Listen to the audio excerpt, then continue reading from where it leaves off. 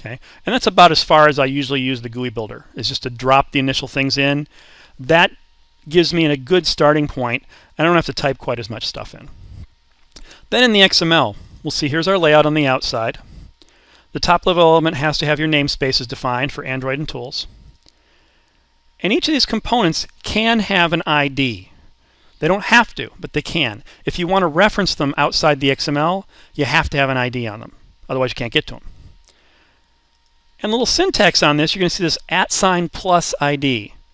The @ means I'm referencing some name. The plus at this point says I'm creating the name. So this is saying I'm defining a new ID called linear layout 1.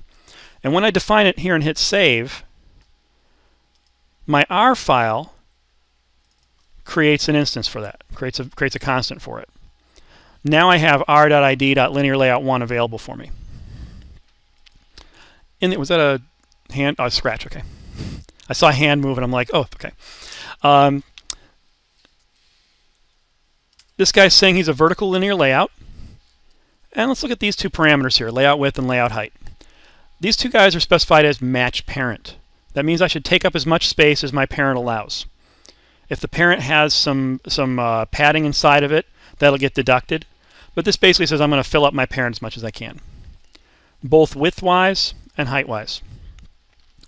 When we come down to this text view, we're going to see that the layout width and layout height say wrap content. This is very similar to preferred size in Java, if you're used to Swing or AWT. It says, let me figure out how big I'd like to be in the best of all possible worlds.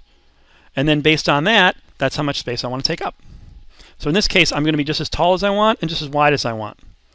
Now, just so this becomes a little more